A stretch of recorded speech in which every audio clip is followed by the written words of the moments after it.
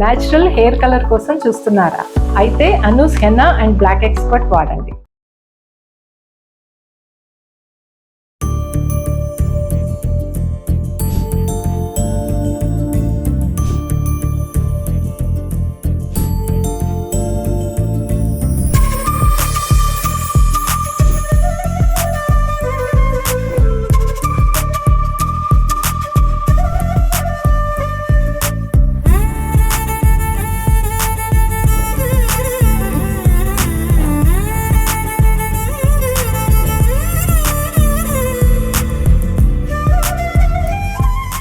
Anu's skin and hair clinic సమర్పించు Sankranti special episodes కి స్వాగతం.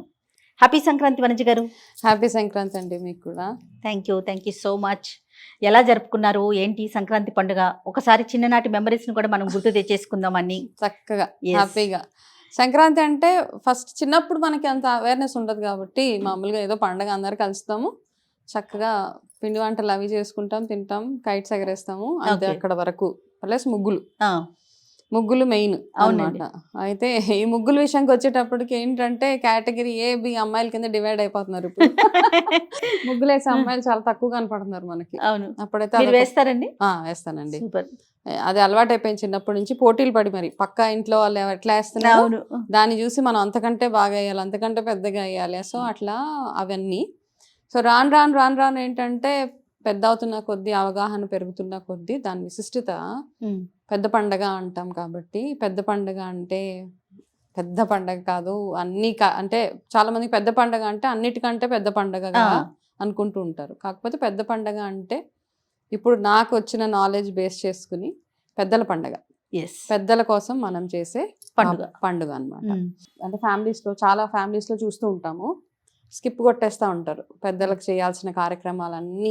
పర్వాలేదులే, వాళ్ళే కదా, ఏమంటారులే, మా అమ్మే కదా, మా నాన్నే కదా, అంటే ఎవరైతే లేరో మన లైఫ్లో వాళ్ళు యంగ్ ఏజ్లో చనిపోయి ఉండొచ్చు, వయసు అయిపోయాక చనిపోయి ఉండొచ్చు, కాకపోతే వాళ్ళందరూ మనకు పెద్దల కిందకే కన్సిడర్ చేయాలి మనం.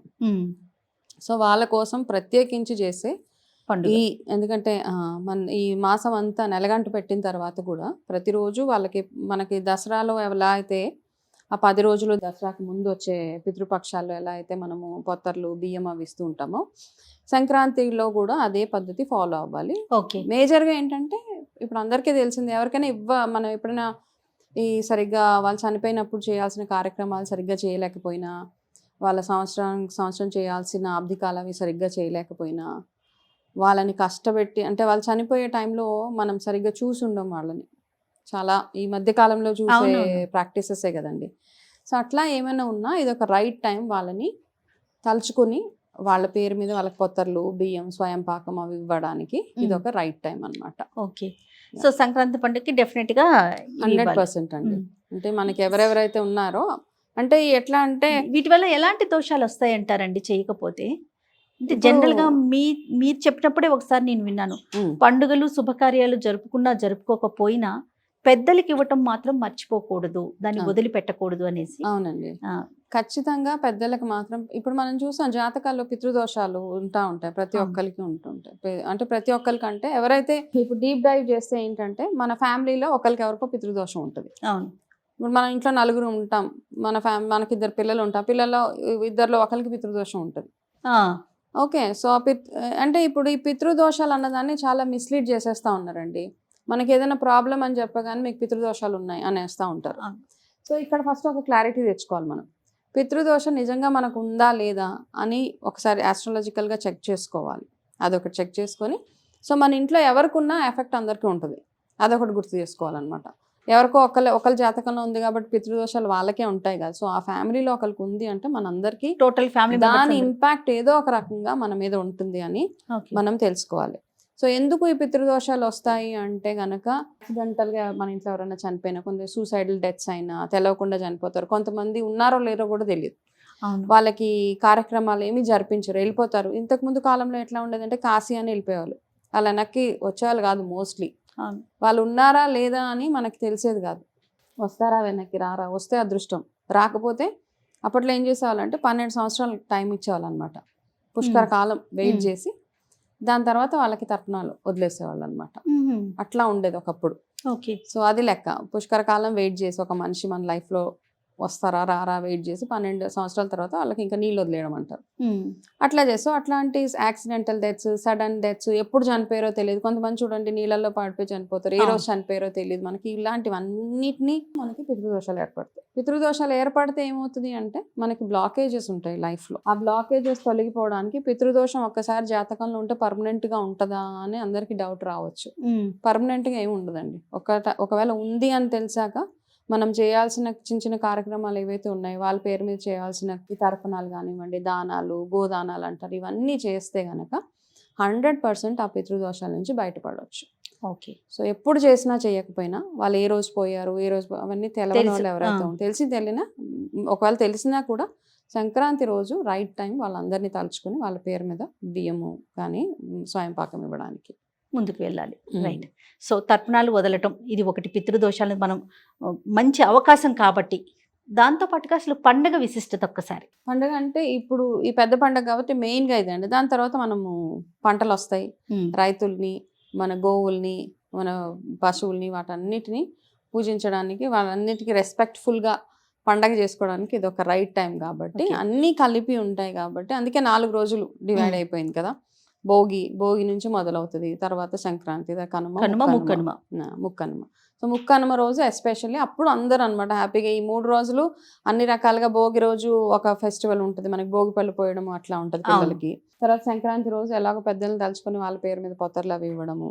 కనుమ రోజు గోపూజ అవంతా చేస్తూ ఉంటాము. ముక్కనుమ రోజు ఫ్యామిలీ టైం అనమాట, మనం అందరం ఫ్యామిలీగా కలుసుకొని అట్లా. అలాగే కైట్స్ ఎగరేయడం, ఇదంతా మనం ఏంటంటే సైంటిఫిక్గా కూడా చాలా చాలా విశిష్టత ఉందన్నమాట. ఒకవేళ కైట్స్ ఎగరేయడం సంక్రాంతి రోజు ఎందుకు చేస్తారంటే, ఒకటి సూర్యుడు నార్త్ డైరెక్షన్లో వెళ్తూ ఉంటారు, అదొకటి. సో ఆయనకి గ్రాటిట్యూడ్గా అంత దూరం వెళ్ళాలి మనం ఎగరేసే గాలి పట్టాలని, అదొకటి. దాంతోపాటు ఏంటంటే వింటర్లో మనకి డి విటమిన్ డెఫిషియన్సీ ఎక్కువగా ఉంటుంది, too much of D vitamin deficiency. So ఈ ప్రాసెస్ వల్ల ఏంటంటే సంక్రాంతికి ఒక వారం 10 రోజుల ముందు నుంచి ఈ కైట్స్ ఎగరేసే ప్రాసెస్లో మనకి మంచి డి విటమిన్ కూడా బాగా వస్తుంది అని ఒక సైంటిఫిక్గా అండ్ స్పిరిచువల్గా 2 రీజన్స్ ఉన్నాయి దానికి.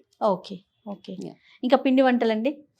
పిండి వంటలు అంటే ఇంకా మొదలైపోతుందండి ఒక 10 రోజులు, వారం రోజుల ముందు నుంచే. మీరేం చేస్తారు? మేము అయితే జంతికలు, చెక్కలు అంటాం కదా, దానికి కూడా రకరకాల పేర్లు ఉన్నాయి, చెక్కలు అంటాము. సో ఈ హాట్లన్నీ ఒక వారం రోజుల ముందే చేసేస్తాం. స్వీట్స్కి వచ్చేటప్పుడు లడ్డూలు అట్లాంటి అరిసెలు అవన్నీ కొంచెం ఒక 2-3 రోజుల ముందు చేస్తాం.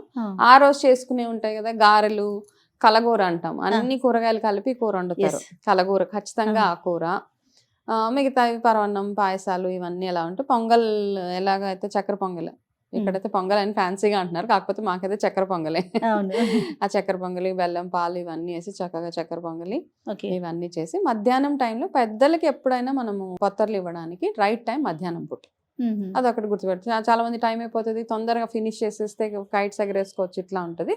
కాకపోతే పెద్దవాళ్ళు ఎప్పుడు ఉంటారు, మనం 11 o'clock నుంచి మేము మధ్యాహ్నం టైం ఉంటుంది కదా, ఆ టైంలో మీరు పొత్తర్లు ఇస్తే సరిపోతుందండి. సంక్రాంతికి ప్రత్యేకమైన పూజలు ఏమన్నా ఉంటాయండి? సూర్యారాధనే కదండి సంక్రాంతికి చేసేది. మనము ఇప్పుడు ఎలాగో రథసప్తమికి ఎలాగో చేస్తాం, అవును, సంక్రాంతికి కూడా సూర్యుడు ఆరాధన. ఆ రోజు ఎంతగా చేసుకోగలిగితే, ఎస్పెషల్లీ అంటే మీ రాశులు అనుసరించి మీకు ఏమైనా గ్రహ దోషాలు అవి ఉంటే గనక ఇంకా ప్రత్యేకించి సూర్య ఆరాధన ఎంతగా చేసుకోగలిగితే, ఉదయాన్నే సూర్యోదయం అయ్యే టైం కల్లా మీరు రథసప్తమి రోజు ఎలా అయితే పూజలు అవి చేస్తూ ఉంటారో అలాగే సంక్రాంతి రోజు కూడా సూర్యుడికి ఆరాధన ఎర్రటి పూలతోటి, రోజు వీలైతే మీరు గోధుమలు, బెల్లం దానం ఇచ్చుకునే ఎవరికైనా గ్రహ దోషాలు ఉంటాయో అట్లా చేసుకుని సూర్యుడికి పరవన్నం అదంతా ప్రసాదంగా పెట్టి అక్కడ కాసేపు కూర్చొని ఆదిత్య హృదయ స్తోత్రం అవి చదువుకుంటే సూర్యుడు ఒక బలం బాగుంటే మనకి మిగతా గ్రహాల వల్ల వచ్చే దోషాలు కూడా తొలగిపోతాయని ఆస్ట్రాలజికల్గా మాకు తెలిసిన నాలెడ్జ్ అన్నమాట. అది వనజ గారు, అనుస్వార్ తరపున మీకు ఒక చిన్న గిఫ్ట్ హ్యాంపర్ అండి. Happy Sankranti. Thank you so much అండి. వావ్, చాలా స్పెషల్ గా ఉంది. Thank you. మనకి కావాల్సిన మొత్తం ఆల్ ప్రొడక్ట్స్ ఉన్నాయి అన్నమాట. ఫేస్ ప్యాక్ దగ్గర నుంచి హెయిర్ కి సంబంధించి హెన్నా దగ్గర నుంచి డెఫినెట్ గా వాడతాను ఇది. Right. Thank you. Happy Sankranti అండి. మీకు కూడా హ్యాపీ సంక్రాంతి.